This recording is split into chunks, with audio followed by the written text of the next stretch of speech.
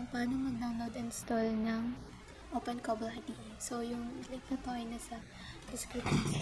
So, first, ang install natin, yung pinakauna is, which is yung itong setup 4.7.6 window installer, since window yung gagamitin natin.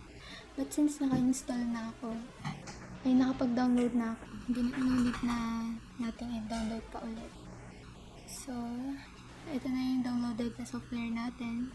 Gawin natin right-click and run as administrator para ma-install.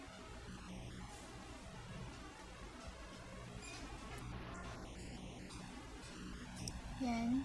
I-accept agreement. Next. Next. Next.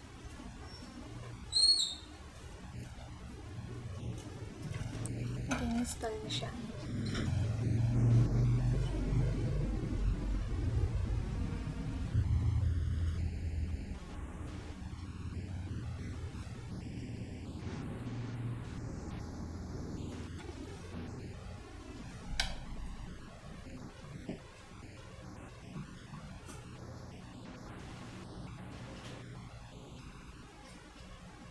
Yan, finish na. So, mag-automatically mag-open yung open IDE natin. Cobol IDE. Ayan, so open na siya. So, pag mag-create tayo ng new file, ayan, kiklik natin yung new file. And then, pangalan natin, yung program natin ay sample.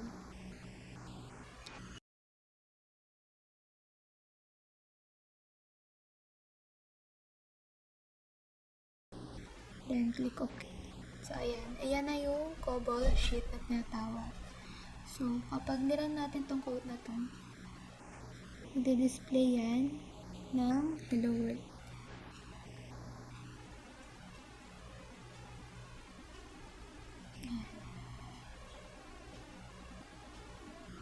That's all. Thank you.